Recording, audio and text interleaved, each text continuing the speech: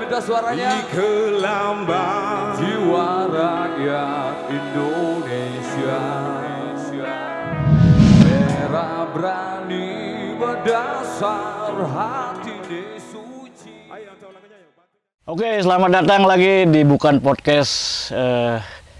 Di hari ini saya kedatangan ataupun saya mengundang seorang yang beliau adalah panutan saya dan banyak sebagai seorang mentor lah, dan banyak sekali kita sering discuss masalah masa depan, masalah lingkungan dan masalah yang lain. Mungkin akan saya bagi menjadi dua segmen saja, yaitu masalah leadership ataupun kepemimpinan dan masalah lingkungan. Spesifiknya adalah sampah. Oke, kita perkenalkan narsum kita. Maaf kalau saya agak terbata-bata sedikit karena biasanya teman-teman sohib aja yang bisa hadir di Bukan Podcast, dan kali ini adalah seorang yang saya anggap ya memiliki pengetahuan yang sangat luas. Oke, selamat datang Beli ataupun Pak Mekel. Mungkin Beli aja ya. Biar Iya, Gus. karena keseharian kita sering bareng. Kenapa gatre? Baik, kabar? baik, makasih Gus. Jadi sebelumnya Om Swastiastu. Swastiastu. Terima kasih nih. Udah dari berapa hari udah kita coba organize jadwalnya dan hari ini bisa. Terima kasih Gus sudah ngundang ke Bukan Podcast. Jadi saya seneng kali gitu melihat di Facebook betapa spiritnya Gus Halid untuk selalu berada di jalur untuk memberikan pemahaman bersama untuk kita semua. Jadi makasih Gus ya, udah ngundang dan hari ini bisa hadir gitu di lokasi Gus Halid sendiri. Gitu. Ya, kita berada di lingkungan studio BAP yang mungkin saya inisiasi untuk kita berkarya lah di jalur yang positif. Dan saya sangat berterima kasih juga Beli bisa hadir dengan begitu banyaknya kesibukan. Sangat sibuk beliau ini, dan saya merasa berbangga lah beliau bisa hadir di Bukan Podcast. Oke, mungkin Beli penonton juga tidak banyak, banyak juga yang nggak tahu Beli sebagai tokoh lah di masyarakat dan menjadi orang pertama di Desa Bakti Sragen. Mungkin bisa sedikit aja histori ya. Dari Beli sendiri. Jadi terima kasih teman-teman semua. Perkenalkan, nama saya Gusti Putu Armade. Saya hari ini jadi perbekal di Desa Bakti Sragen, dan sebuah proses yang sebetulnya tidak pernah saya duga saya akan menjadi seorang kepala desa gitu. Jadi saya percaya sekali bahwa ini adalah jalan alam. Hari ini saya sudah masuk ke tahun ke-11, sisa lagi 4 tahun kurang lah. Dua periode kan Beli? Dua periode kedua gitu. Kalau latar belakang mungkin perlu saya informasi kepada teman-teman, saya berlatar belakang akuntan, pernah mengabdi di negara sebagai auditor pemerintah di kantor saya dulu, yaitu BPKP Bali maupun BPKP Sulawesi Selatan, dan sekolah kedinasan di STAN Jakarta gitu. Tahun 2001 saya resign, pulang kampung, meninggalkan semua zona nyaman itu dan berkiprah di bidang usaha kecil gitu sejak 2001. Kemudian bergerak di lingkungan. Saya punya akses dengan teman-teman NGO beberapa tempat gitu. Dan kemudian alam membawa saya menjadi seorang kepala desa di tempat kelahiran saya sendiri di Desa Bakti Sragen sejak 2015. Sekarang sudah masuk ke periode kedua dan sudah di tahun ke-11. Sedikit lagi amanah saya kalau sehat sudah bisa diregenerasikan gitu. Mungkin itu ya pengenalan awal ya, sebagai sosok gitu. Saya punya anak 3, sudah besar-besar semua, Jadi tinggal sekarang bulan madu sama mantan pacar, tinggal berdua. Bulan madu katanya.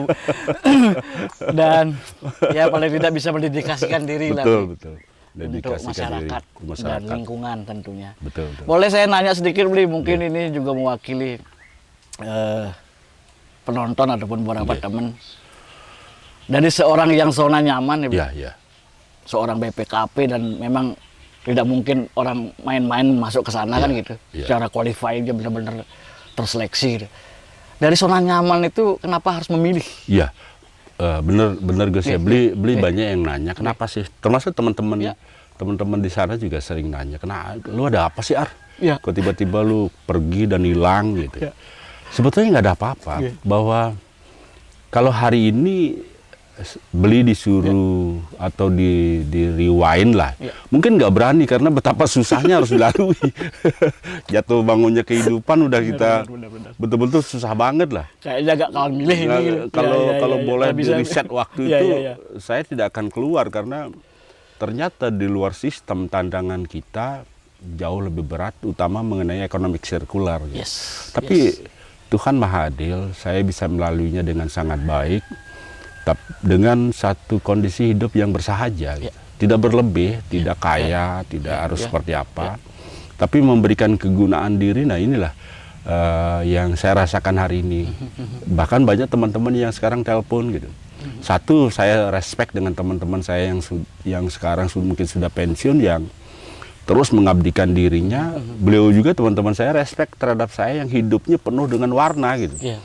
Susah, sering. Sering ya, udah hal yang biasa lah. Udah biasa. Nggih. Anak-anak sekolah yang kita harus, Ya. tapi kita bisa lewati Bisa semua. lewati. Dikit lah Gus. Ya. Jadi percaya banget bahwa jalan alam membawa kita harus pada posisi seperti sekarang. Maka saya sangat percaya bahwa dalam hidup jangan pernah menisbikan ada niskala di sana gitu. Karena sesuatu yang tak terlihat itu jauh lebih berkuasa dibandingkan yang terlihat gitu. Agree. Contoh kecil, saya sering bilang, bernapas saja yang kita nafas kan tidak pernah lihat. Tapi kalau nggak ada itu habis Nggak ada, kita. habis kita. Iya. Itulah Serius. prinsip keseimbangan Iya, dalam iya, hidup kita. iya. Mungkin itu ya Gus. Iya. Dan kenapa saya menanyakan itu, mungkin bagi para penonton itu hal yang sangat-sangat bisa menjadi sebuah acuan ataupun cerminan bahwa kita harus bisa memilih jalan kita sendiri, dan itu tidak ada intervensi atau siapapun kecuali alam semesta itu sendiri. Dan itu saya rasa, Bli, kalaupun saya di posisi Bli, tidak akan memilih jalur itu. Saya akan mungkin ada di zona nyaman, mungkin ya. Jadi tidak bisa semua orang akan memiliki pemikiran seperti itu, dan beliau bisa berkegiatan, beraktivitas sampai saat ini, dan itu dinikmati. Iya, betul. Mungkin sedikit clue buat teman-teman di Bukan Podcast saat ini, kita ada hanya memiliki 2 segmen, dan itu segmen-segmen yang saya pilih sendiri. Kalau saya harus mengatakan bahwa banyak segmen, rasanya beliau juga akan bisa menjawab banyak hal karena pengalamannya yang begitu luar biasa. Yeah. Dan mungkin segmen pertama kita masuk, Bli. Ini menurut saya adalah sebuah yang penting di zaman sekarang. Dari anak muda mungkin bisa melihat seperti apa sih kepemimpinan, seperti apa sih konsep leadership yang menurut Bli baik untuk saat ini. Artinya dengan kondisi masyarakat yang memang sudah begitu maju, begitu memiliki pengetahuan yang luas, tidak gampang, Bli. Betul. Apalagi kita ngomongin kewilayahan Bang Serage yang notabene homogen, bener-bener orang-orang yang intelek di situ, dan tidak gampang untuk bisa menjadi seorang leadership. Mungkin pandangan dari Bli. Berbicara kepemimpinan atau leadership, menurut Beli sih memang benar seperti Gus Halid bilang tadi, itu nggak mudah gitu. Jadi membutuhkan satu konsep yang besar gitu. Tapi jangan kemudian bahwa ini akan menimbulkan siapapun diri kita takut menjadi seorang pemimpin, kan bukan begitu. Syarat-syarat seorang pemimpin menurut saya adalah ikhlas gitu. Ikhlas, kemudian sungguh-sungguh, plus ditambah dengan upgrading sistem diri kita gitu. bahwa kepemimpinan itu saya ingat dengan seorang anak lingsir gitu, ayahnya Haji Gus Dalang. Oh, nggih. Pernah beliau menasihati saya dikala sering saya ngobrol dengan beliau. Dia bilang begini, Ar, jangan pernah kamu mengejar keprabuan, katanya. Keprabuan itu akan datang ketika kamu bisa. Gitu. Itu bahasa yang selalu masuk dalam pemikiran kita sebagai juniornya beliau. Pesannya jelas sekali gitu. Kalau orang membikin keprabuan dengan popularitas atau politis atau apapun sulit gitu. Tapi yang paling penting adalah ketika diri kita sungguh-sungguh menjalankan itu. Gitu. Biarkanlah keprabuan itu datang gitu. Karena pemimpin itu nggak ada SK-nya. Dia hadir gitu. Dia akan datang ketika di komunitas kita dilihat kita ngayomi, kemudian sering membantu. Maka suka tidak suka komunitas itu akan menunjuk kita menjadi seorang top leader gitu. Itu by proses. Gitu. Dan alam membentuknya seperti itu. Nah di titik itulah Gus Haji beli sekali lagi 2015 tiba-tiba jadi seorang kepala desa, jadi perbekal. Gitu. Di situ beli memulainya gitu. Pertama tentu yang harus beli lihat, satu beli adalah orang atau anak kelahiran Bakti Sragen. Beli dari kecil tumbuh berkembang, main sepak bola, ngalih cari-cari, dulu masih banyak sawah, semangat ngalih taloh bebek. Betul-betul kita merasakan Bakti Sragen dulu dan Bakti Sragen sekarang berbeda. Dan ketika amanah itu kita terima, maka satu-satunya cara dalam pikiran kita, apa yang akan kita lakukan. Gitu. Karena Bakti Sragen sebagai sebuah desa hari inilah Bakti Sragen yang sudah sangat berubah. Bakti Sragen hari ini sangat heterogen dengan populasi cukup besar. Gitu.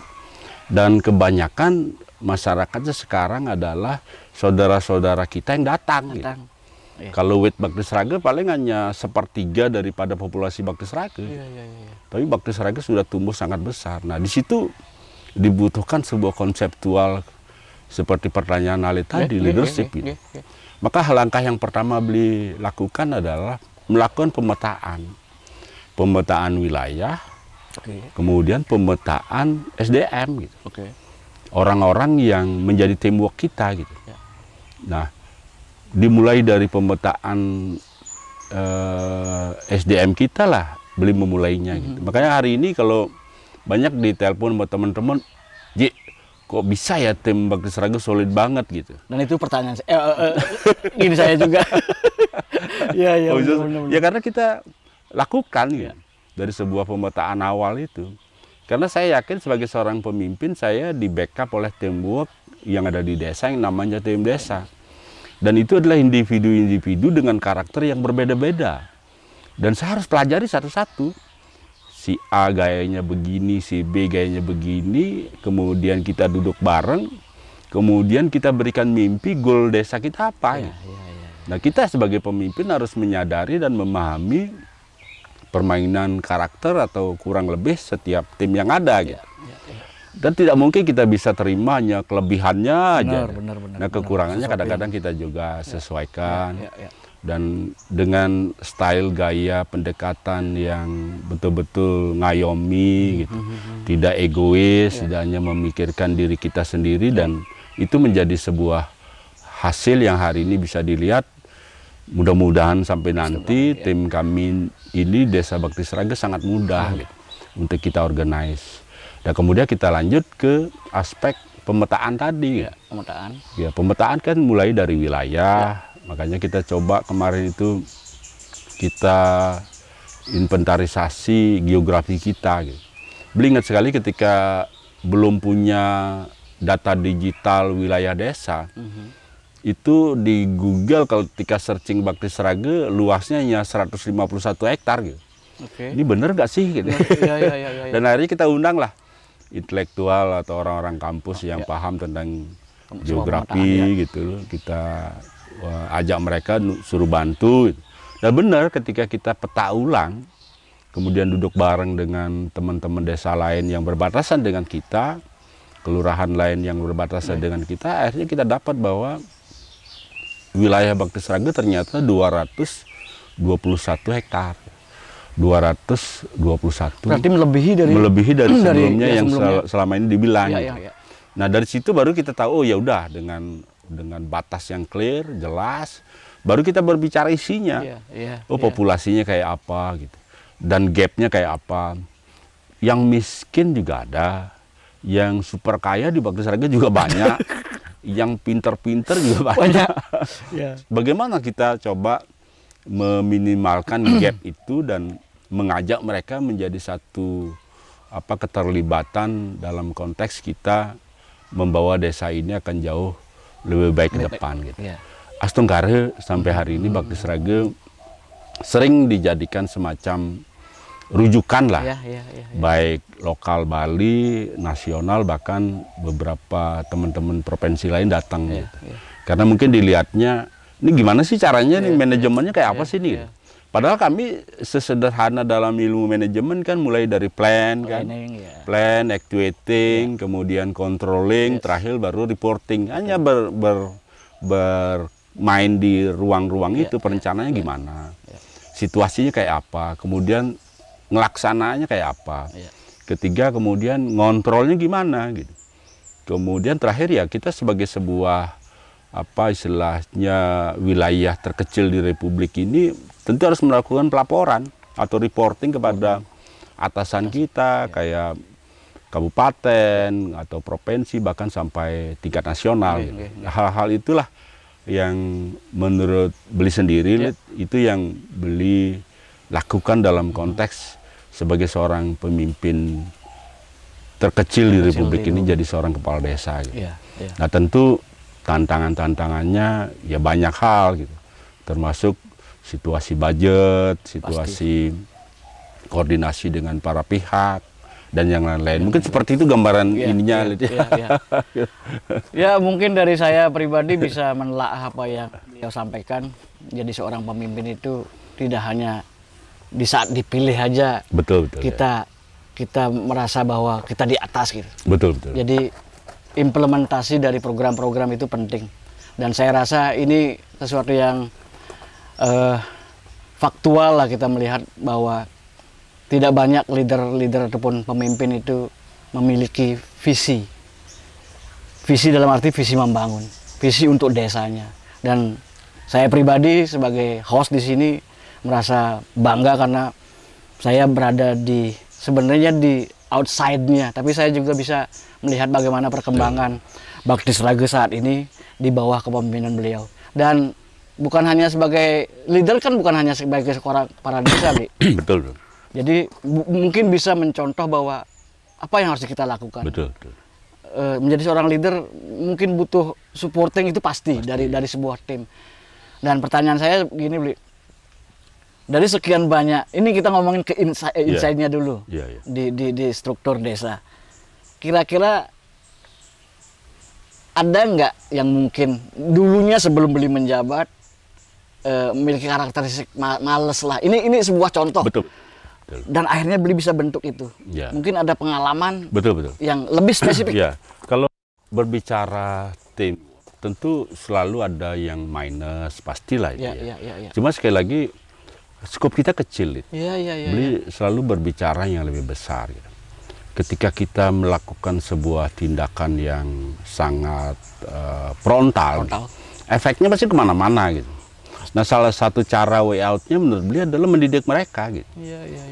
Baik mulai dari ngerangkul, ngobrol, tapi ketika memang perlu kejutan ya keras kita. kan cara Bali ini kan ilmu panca pendawa itu terus ada. Jadi ada yang keras, ada yang iya. Pada keseharian kita jadi sang dharma lah. Tapi kalau ketika dibutuhkan jadi sang bima. ya harus jadi bima gitu. Kalau nongkrong di kafe jadi Arjuna mungkin kan. Iya, perlu looks good lah bahasanya. Terus kalau berbicara kecerdasan, strategi, yaitu Nakula Sadewa. Gitu. Nah, itu ruang-ruang itu yang harus kita implementasikan dalam konteks apalagi skala besar, skala desa pun harus kita lakukan. Iya, iya. Skala bupati, skala gubernur yang Pasti jauh lebih rentangnya, jauh. apalagi kelas Iya, iya. presiden kan. Presiden, ya. Terus saya sering membayangkan diri saya, seperti Pak Jokowi atau Pak Prabowo kayak apa ya? Kita aja yang ukuran kecil juga tidak mudah. Gitu. Tapi syukur gini, Lid. Beli jujur bersyukur dalam hidup beli sekarang ini. Beli mendapatkan fase sentuhan yang banyak beli dapat. Satu, beli dapat sekolah dulu di sekolah di Jakarta, gitu. Sebuah pendidikan yang menurut beli sangat cukup membentuk modal awal. Kedua, beli pernah bekerja dalam sistem. Jadi pernah menjadi seorang auditor, bahkan keliling kemana-mana gitu. Dan kemudian setelah kita resign, menjadi seorang pelaku usaha kecil dengan segala susah payahnya.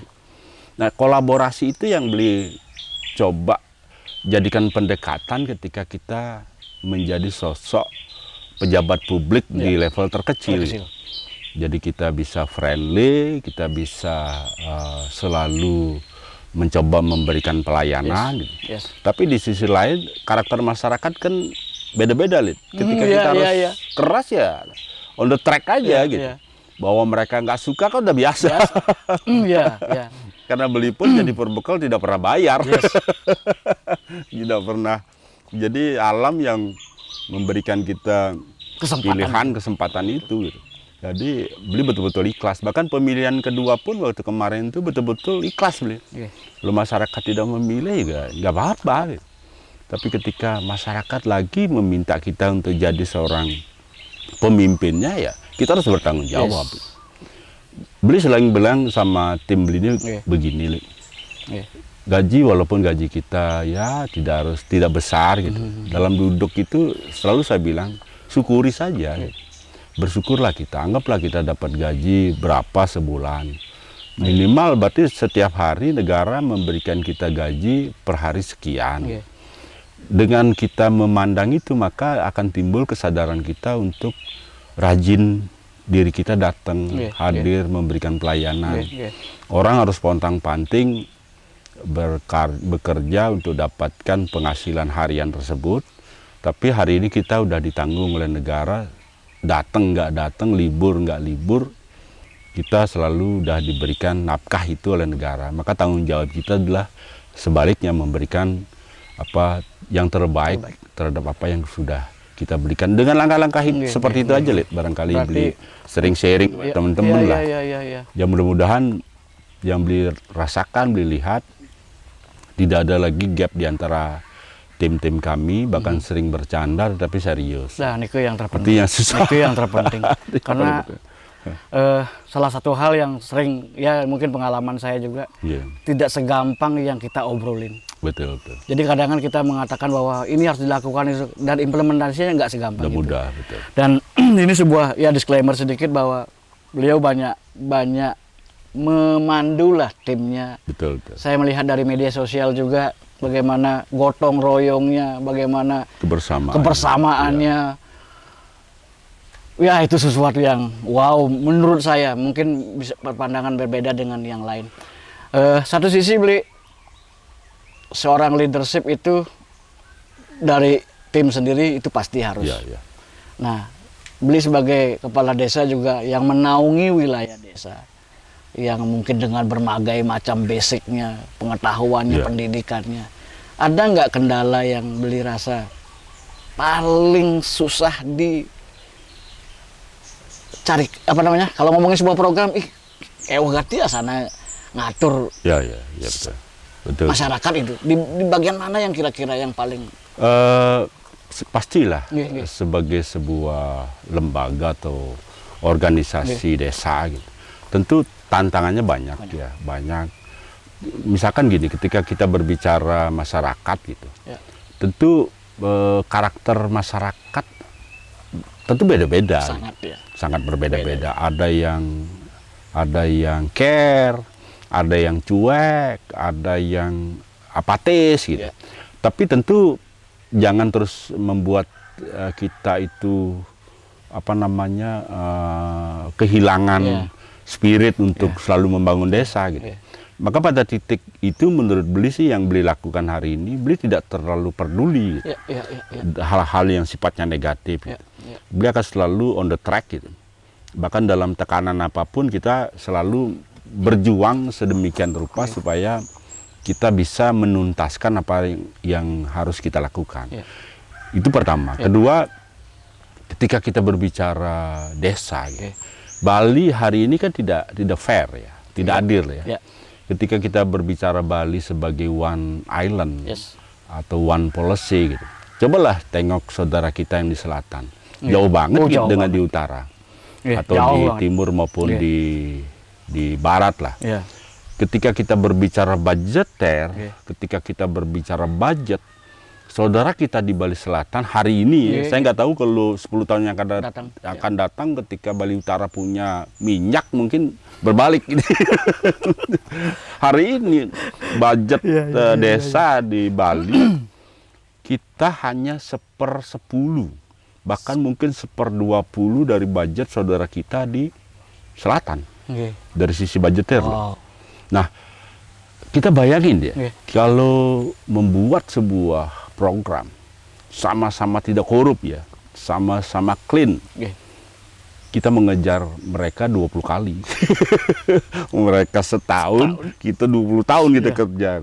Kalau kita hanya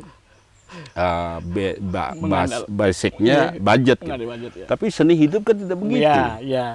Kami di Buleleng, khususnya Bagnes Rages, kami tidak pernah merisaukan tentang hal itu. Sekecil apapun gitu, budget yang kita dapatkan, tetapi bagaimana kita bisa mengoptimalkan. Nah itu yang kami tunjukkan.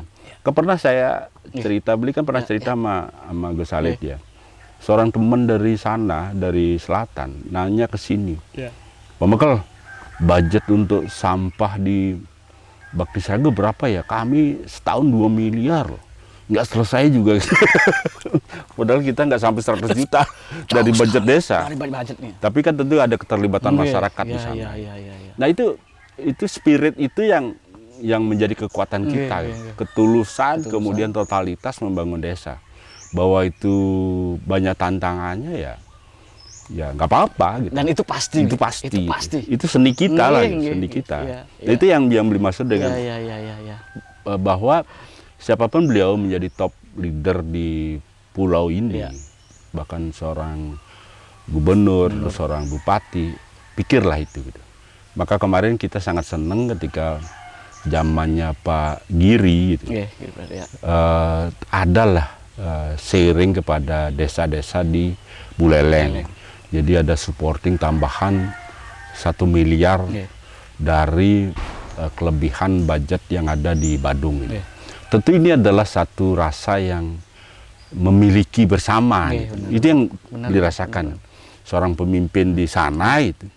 Yang memiliki sesuatu yang lebih besar gitu. Terus mikirin kita yang ada di utara yang memang budgeternya pas-pasan gitu.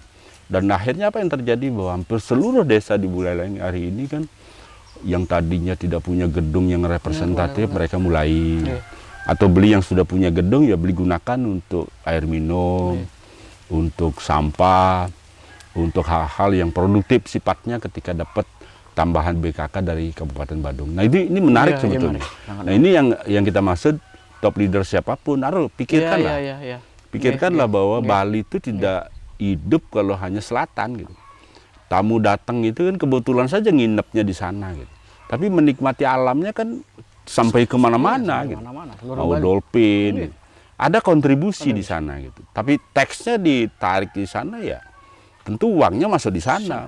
Nah ketika uang terkumpul di sana pikirin dong gimana bisa trickle down teorinya juga masuk ke Bali Utara kan atau Bali Selatan, Bali Barat maupun Bali Timur. Ya seperti itulah.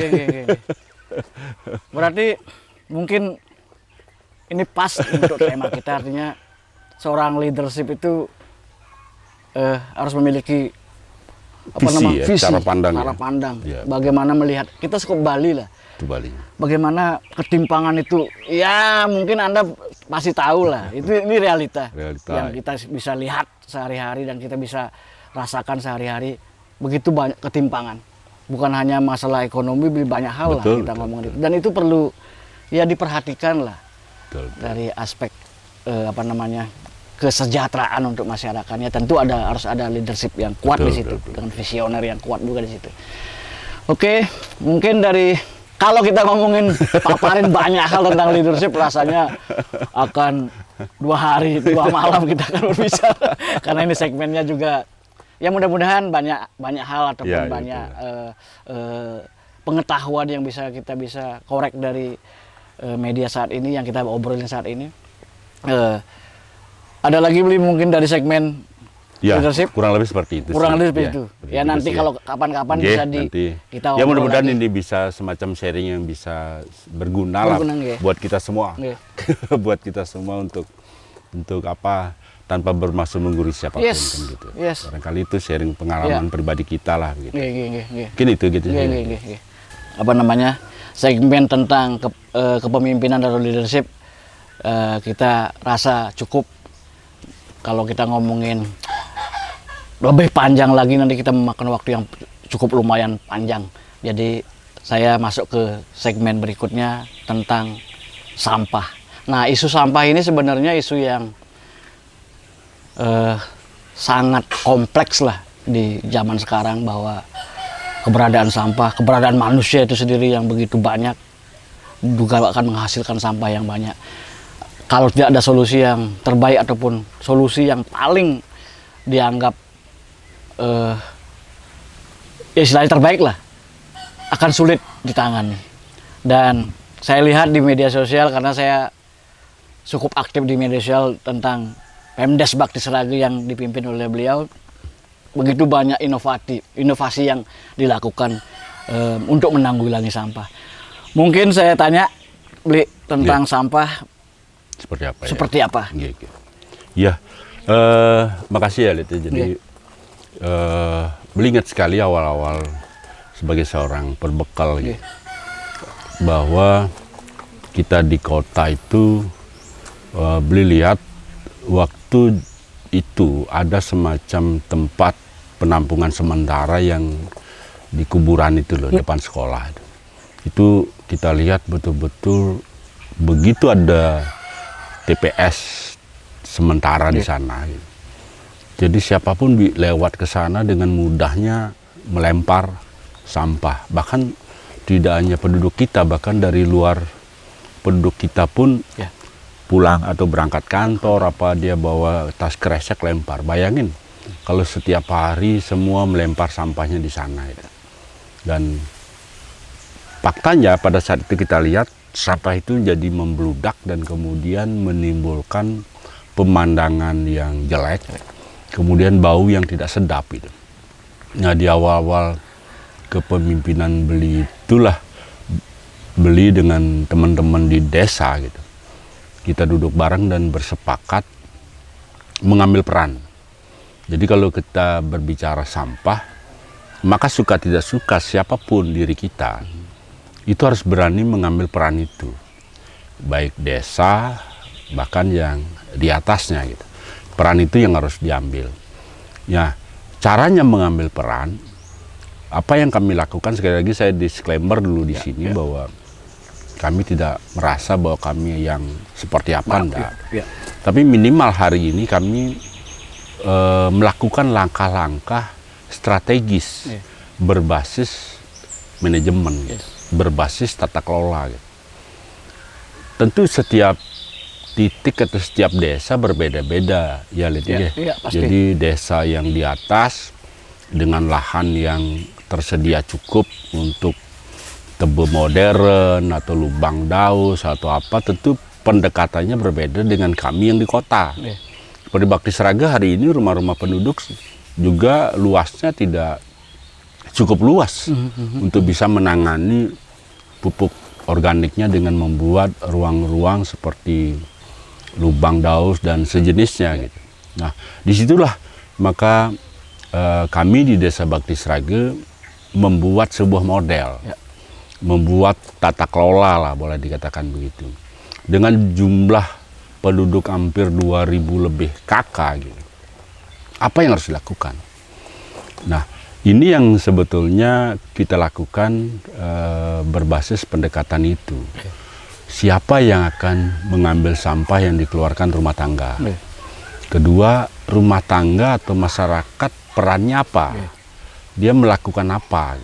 Kemudian setelah kita lakukan penjemputan sampah ke rumah, setelah itu dibawa kemana dan seperti apa? Nah, itulah sebetulnya manajemen yang kita maksud. Ya. Maka Bakti Sraga hari ini memiliki manajemen pengelolaan sampah yang berkolaborasi dengan BUMDes desa. Jadi BUMDes kita minta tolong mengorganize penjemputan sampah-sampah rumah tangga. Ya. Pemdes bertanggung jawab terhadap pengolahan yang hasil dijemput tersebut. Kalau dia organik, maka kita kelola menjadi pupuk organik. Ya. Kalau yang plastik, kita kelola menjadi bank sampah plastik yang dijual kembali. Kemudian kalau residu tentu kita berkolaborasi dengan pemerintah daerah ataupun kabupaten. Nah, dari apa yang kami lakukan, kemudian itu berjalan sampai dengan hari ini, terus kita upgrading gitu. Ternyata ketika saya pribadi sebagai seorang kepala desa dan salah satu kepala desa yang diundang ke kota Osaki, Jepang,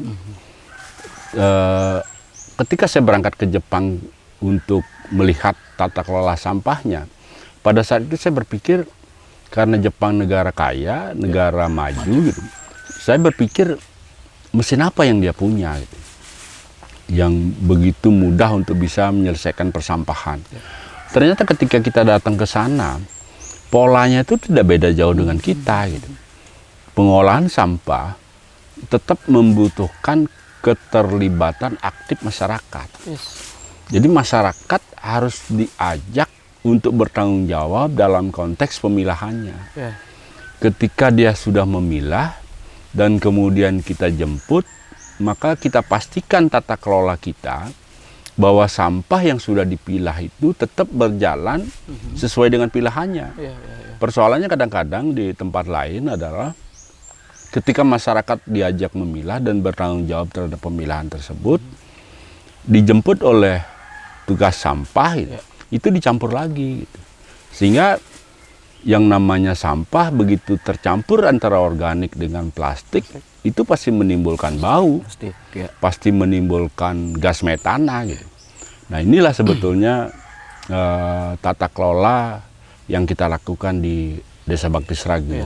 Dan nggak bisa hanya sekedar membuat perencanaan tanpa evaluasi gitu. Ya, ya, ya. Kami rutin setiap saat gitu, ketika memang emergensi ya kita turun, ada persoalan apapun kita carikan solusinya dan kita kembangkan gitu. Contoh sekarang, Ya, contoh. Ya. contoh sekarang kayak Kabupaten Buleleng memiliki kebijakan residu hanya dijemput yang biasanya setiap hari oleh DLH, Ya. sekarang dijemput hanya seminggu 2 kali. Bayangin, Ya. sampah yang biasanya setiap hari 1 LAC kita bisa bawa ke TPA, Ya. sekarang sudah berkurang dan harus berkurang menjadi 2 LAC setiap minggu. Ya. Dan ini yang terus kita coba lakukan untuk sosialisasi kepada masyarakat agar pemilahan yang dilakukan di masyarakat itu semakin membaik, sehingga residu itu bisa kita reduce sedemikian rupa hanya seminggu dalam 2 kali. 2 kali. Nah, itu yang kita lakukan. Ya, ya. Nah, begitu ini bisa kita lakukan, ternyata yang membludak organiknya. Itu yang kita Oke, bilang, oke. Apalagi musim hujan. lagi musim hujan, Iya. organik membludak, Membludak. tiba-tiba tempat pengolahan kompos kita membludak. Ya kemarin seperti Iya, Alit iya, tanya kita tadi lihat bahwa ya. kegiatan apa, akhirnya kita lakukan sebuah solusi sementara, melakukan pembuatan pupuk organik, membawa yang sudah terkumpul sampai tinggi di TPS kita ke satu tempat untuk bisa sementara kita olah di tempat lain. Ya. Karena sekali lagi Bakti Sraga seperti pertanyaan tadi, keterbatasannya space kita terbatas. Ya mudah-mudahan di area di podcast ini Ya. kita bersinergi dengan desa adat, dengan kabupaten, Ya. Kalau seandainya ada lahan-lahan yang tersedia, Iya. maka kita akan besarkan lagi apa yang kita miliki untuk mengolah sampah di desa kita. Iya. Mungkin seperti Paling itu. enggak yang organik loh ya. Yang organik. Yang plastik pasti orang Yang juga plastik akan gampang mau. lah ya, nggak mau dia. Iya, nggak mau dia menerima. Kalau residu kan sudah Iya, sudah ada yang ke gini. sana, Iya, ke iya, apa namanya, ke TPA. Iya, gitu. iya, iya. Maka sebetulnya sampah, ketika kita berbicara sampah, sebagian besar kan organik gitu. Hampir Berapa persen mungkin 70% sebetulnya organik. 60-70% organik. Sisanya plastik sama residu. Gitu. Nah, sebetulnya kalau ini efektif, manajemen ini gitu, Iya. tidak hanya Bakti Sraga ya, ketika berbicara wilayah Buleleng, ini sangat mungkin untuk bisa kita lakukan. Gitu. Iya. Sebelum terlambat seperti Denpasar, Badung yang sudah sangat kewalahan. Gitu. Karena memang sudah berjalan sedemikian rupa gitu. Ya. Lebih sulit. Kalau kita rasanya masih bisa lah. Bisa. Gitu. Mungkin seperti itu gitu ya.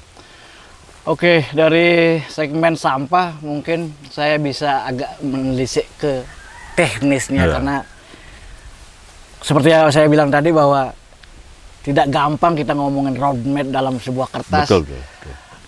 Kita berbicara tapi implementasi tidak segampang itu. Nah, mungkin saya menyentuh ke teknisnya Beli, dan di penanganan sampah ini kan banyak memerlukan orang Beli. Betul. Apakah, pertanyaan saya, apakah desa bisa mengcover? Artinya kalau ngomongin sekarang banyak individu yang harus dilibatkan. Betul. Kan harus ada gaji di situ. Betul. Untuk menafkahi Betul. mereka. Betul. Tidak mungkin cuma-cuma gitu. Betul. Mungkin ada gambaran dari Beli teknisnya seperti apa? Nggih. Di tempat kita di Bakti Sraga, itu orang yang bekerja atau yang kita rekrut untuk membantu tata kelola sampah ini hampir mendekati 21 orang. 21 orang. Nah, tentu kalau itu semua dibebankan kepada APBDes Ya. dengan dana desa yang terbatas, apalagi tahun ini berkurang banyak gitu, tentu nggak mungkin. Maka strategik yang kita lakukan, cara kita di kota gitu, maka ini mengajak keterlibatan masyarakat dalam konteks iuran sampahnya. Jadi iuran yang kita terima dari masyarakat itu bukan untuk sampai gelontoran gitu. Yang kita pungut itu adalah ongkos angkut dari rumah tangga Oke. ke tempat kita. Gitu. Ya. Sebulan kurang lebih sekitar 35.000 lah. Oke. Nah, tanggung jawab masyarakat selain membayar iuran Ya. tersebut, mereka tanggung jawabnya adalah membantu pemilahan. Nah, iuran tersebut dikelola oleh BUMDes. Yes. Jadi bukan Pemdes. Karena BUMDes adalah sebuah lembaga usaha. Oke. Iuran-iuran tersebut dikumpulkan, itulah yang dipakai untuk menggaji kawan-kawan kita ini yang mengambil sampah. Kemudian ada sekitar 13 orang lah digaji oleh BUMDes dari hasil iuran masyarakat tersebut. Termasuk pemeliharaan mobilnya, bensinnya, operasional lah. Maka boleh dikatakan sampah ini pakpo lah. Ya. Nggak bisa kita berharap bahwa ini akan menjadi profit center. Gitu. Karena konsep sampah ini menurut saya sih ini adalah konsep nirlaba gitu. Labanya tak terlihat ketika berbicara environment gitu. Tapi manfaatnya jelas. Manfaatnya jelas untuk lingkungan. Iya. Jadi nggak bisa kita berpikir nanti laba proses ini akan menghasilkan laba sekian, susah rasanya gitu. Ya. Ini lebih kepada sacrifice gitu. Artinya pengorbanan dalam bentuk rupiah yang harus kita bayarkan, tetapi untuk lingkungan gitu. Nah, di situ baru kita ada tambahan-tambahan dari APBDes, dari dana desa dan lain-lain untuk melakukan kontinuitas daripada kawan-kawan. Jadi sejujurnya kalau kita berbicara nilai daripada rupiah per orangnya itu, kami berharap ke depan bisa terus ditingkatkan walaupun hari ini masih terbatas lah gitu. Dengan budget-budget yang tersedia dan sekian banyak orang yang harus melakukan itu. Mungkin seperti itu. Jadi kayak model kita selalu akses lah. Kayak kita perlu armada gitu. Pemda bantu pertama kali 1 pickup. Kemudian kita dapat bantuan CSR dari Bank Rakyat Indonesia, 1 pickup juga. Kemudian ada pembelian ya boleh dikatakan dengan kondisi bagus mobil itu, tapi mobil bekas kita pakai gitu. Dengan model supaya ini bisa jalan dulu lah, karena membutuhkan armada yang cukup signifikan untuk hal itu. Mungkin seperti itu ya, secara teknis lah. Ya, masalah sampah masalah yang sangat kompleks dan ini akan terus terjadi di masa depan. Saya rasa itu pasti. Itu pasti, dan kita paling tidak memberikan sebuah solusi lah ataupun pemikiran bahwa apa yang harus dilakukan. Memang itu tidak gampang, dan itu saya rasa menjadi salah satu jalan keluar lah. Paling tidak ada jalan keluar di situ. Untuk men-stop itu rasanya akan sulit. Dan mungkin saya bisa bertanya Beli sedikit aja, bagaimana ngomongin Beli sebagai kepala desa lah tentang sampah ini, ada nggak korelasi ataupun sedikit gambaran dari di atas Beli? Ya. Mungkin mungkin dari Pemda seperti apa? Betul. Mungkin bisa kalau Beli sih berharapnya begini ya, bahwa kita punya komandan Pak Bupati, Pak Bupati, Pak Wakil gitu. Kita berharap beliau, karena ini pasti akan masalah tidak hanya di masa depan, mulai hari ini sudah masalah. Jadi kita berharap komandan kita betul-betul serius melalui perpanjangan tangannya dinas-dinas. Ada dinas PUPR yang kita tahu lah beliau juga sangat semangat gitu orang-orangnya gitu. Ada dinas lingkungan hidup juga gitu. Seperti cerita kita tadi, kita berharap komandan kita Pak Bupati maupun Pak Wakil dan yang lain-lain mengambil peran gitu. Mengambil peran artinya gini, beliau harus serius memikirkan hal ini. Kemudian sebelum terlambat. Kemudian memikirkan strategi apa yang dilakukan terhadap penanganan sampah Buleleng gitu. Sebelum segala sesuatunya menjadi terlambat seperti daerah lain. Saya sangat memiliki keyakinan bahwa masa depan Bali Utara ini akan pesat ini ke depan itu.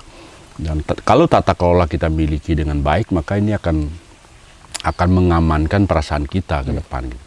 Seperti cerita yang sudah kita sampaikan tadi, seandainya pengolahan organiknya kita miliki, dan itu tidak membutuhkan budget yang luar biasa, enggak. Dia hanya butuh rumah kompos, alat pencacah, kemudian eksavator untuk membalik daripada organik tersebut gitu, atau kompos tersebut, selesai gitu. Dan tentu bangunan yang sederhana lah gitu. Dan kapasitas kalau kita bagi 3 wilayah ini menjadi barat, tengah, dan timur, saya pikir itu akan sangat merejus daripada organik yang terkirim ke TPA. Dan ini yang kita lihat di Jepang kemarin. Ini yang kita lihat di Jepang kemarin, dia punya rumah kompos sederhana yang hanya mencampur sampah sisa makanan dan sampah dedaunan gitu. Dengan perbandingan 1:1, kemudian menambahkan air gitu, dan disupport O2 dengan bolak-balik memakai alat eksavator tersebut, selesai gitu. Jadi organik itu udah bisa diselesaikan dengan sangat baik di rumah kompos. Itu yang sebetulnya menjadi sumber bau dan lain-lain. Tinggal ada satu tempat tentang rumah plastik kah, atau pihak ketiga yang mau mengambil plastik-plastik yang sudah terkumpulkan di desa-desa. Dan konsep ini sebetulnya sudah ditahu juga oleh Kepala Unit UPTD Sampah yang di Bengkale, karena beliau juga kita ajak kemarin waktu ke Jepang gitu. Kalau ini kita bisa duduk bareng, kemudian ngobrolin hal ini, cepat kok. Jadi gini, masyarakat kita ajak melalui sosialisasi. Tapi percayalah, sosialisasi tidak akan efektif ketika kita tidak disiplin dalam manajemen gitu. Contohnya masyarakat semua kita ajak, tolong bantu kami untuk memilah sampah di rumah tangga gitu. Nah, ketika tukang jemput sampahnya datang kemudian dicampur kembali, udah kehilangan momen untuk dipercaya gitu. Maka mulailah dengan manajemen yang bagus. Pastikan mengajak masyarakat melalui sosialisasi, pastikan juga ketika menjemput jangan dicampur lagi gitu. Manajemennya yang harus kuat gitu. Siapa melakukan apa, kontrolnya seperti apa, sehingga mekanisme ini bisa berjalan. Gitu. Sebetulnya ide ini sangat simpel gitu. Nah, sekarang pertanyaan besarnya adalah political will-nya mau nggak? Ada nggak? Ada nggak? Kalau serius nah, kalau ini ada, saya pikir setahun lah dengan preparing yang bagus, kemudian strategi yang kita evaluasi, kaji gitu. Saya sangat memiliki keyakinan bahwa sampah Buleleng sangat bisa mengurangi yang dibawa ke TPA. Gitu. Karena sampah itu kan ada 4 sebetulnya. Sampah dapur, dedaunan, kemudian plastik, residu. Singapura ataupun Jepang, Belanda residunya sekarang mungkin hanya di 6%, 7%, hanya ini yang diolah. Gitu. Plastik udah bisa dijual, ini udah jadi kompos. Benar. Bahwa nanti kebijakan kalau ini dilakukan, kompos ini dibagikan gratis kepada para petani yang hasilnya bagus, kenapa tidak? Ini efeknya luar biasa. Cuma sekali lagi nggak bisa hanya teoritis, hanya lip sync gitu nggak bisa, hanya ngomong-ngomong doang nggak bisa. Gitu. Ini harus diimplementasikan. Konsep besarnya kayak apa gitu, di titik mana gitu. Bahkan kita ngobrol dengan pihak kehutanan pun sebetulnya kemarin, silakan kalau ada lahan yang dimiliki oleh perhutanan sosial bisa dimanfaatkan untuk pengolahan kompos, barang 10 hari 20 hari pihak kehutanan juga pasti mensupport karena ini berbicara lingkungan kan. Yang penting hasil komposnya juga bisa di-sharing untuk bisa tanaman hutan itu bisa diberikan pupuknya gitu. Itu sangat mungkin. Efeknya ada menjadi sebuah putaran. Gitu. Perputaran. Cuma kan ide-ide liar ini kan ini ide liar.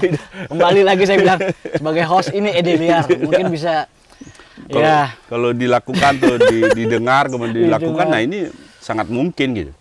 Terbayang lah, jangankan kita yang ini. Negara-negara lain sudah semua melakukan itu kok. Dan sebuah pertanyaan dari saya pribadi nih, Bli. Siapkah kalau memang itu menjadi sebuah tantangan? Diberikan sebuah tantangan? Ya pastinya iyalah. Pastinya artinya gini, itu kan perlu sebuah manajerial, sebuah organisasi. Dan itu kan tentu ruangnya itu ada di daerah. Gitu. Entah dia berbentuk semacam komunitas kayak apa, gitu. Budgeternya kayak apa ya, itu tugas DPRD, tugas eksekutif gitu. Tapi ide ini kalau mau didengar, ayo kita diskus, kita ngopi bareng kayak begini, kita paparin kayak begini gitu. Kemudian lebih lanjut kita harus ngajak seluruh pemangku kepentingan termasuk desa-desa kan. Desa-desa kita ajak, kita duduk bareng, mungkin dibagi beberapa wilayah, kita sampaikan rencana ini, ya kalau ini serius rasanya tidak membutuhkan budget yang seperti apalah gitu. Mungkin itu sih. Ya mudah-mudahan ya istilahnya ke depan lebih baik lagi lah. Betul, mudah-mudahan lah. Dari apa yang kita paparin saat ini, ya mudah-mudahan bisa didengar ataupun bisa dicermati lagi. Betul, dan kita mari berdiskusi, tidak saling menyalahkan karena masalah sampah adalah masalah kita bersama. Betul. Dan poinnya adalah kita tidak bisa ngomongin memberantasi sampah, Bli. Betul. Paling tidak kita bisa memilah itu menjadi ditekan volumenya biar tidak membludak lah. Betul. Menjadi efek ke bencana di masa depan. Mungkin segmen dari sampah dan itu rasanya isu yang paling harus kita dengarkan saat ini. Kita closing mungkin untuk bukan podcast kali ini, Bli. Iya. Saya rasa cukup karena kalau kita ngomongin durasi sudah 1 jam kita ngobrol. Dan mungkin mudah-mudahan ke depan saya bisa betul, di segmen-segmen yang lain karena beliau sangat banyak sekali pengalamannya dan saya adalah salah satu pendengarnya. Sering kita curhat ataupun sharing. Sharing ya, kita ngobrol. Jadi, terima kasih ya Lid ya. Sama-sama Bli sudah hadir di sini dengan kesibukannya dan sebenarnya di belakang kamera ada staf-stafnya juga ikut mendengarkan. Oke para penonton bukan podcast, di episode ke-9 kali ini saya katakan dihadiri ataupun tokoh yang sebenarnya saya anggap sebagai mentor saya, dan saya sedikit gugup ataupun gagap mau menanya apa karena beliau begitu banyak wawasan, dan saya harus mengatakan ini adalah spesial buat saya, podcast spesial buat saya. Dan thank you sudah menonton Bukan Podcast, dan kita closing untuk segmen kali ini ataupun episode kali ini. Kita bertemu lagi di episode Bukan Podcast berikutnya dengan narsum-narsum yang lebih punya visi ataupun kreativitas yang tinggi untuk masa depan generasi kita ke depan. Thank you so much. Suksema. Terima kasih.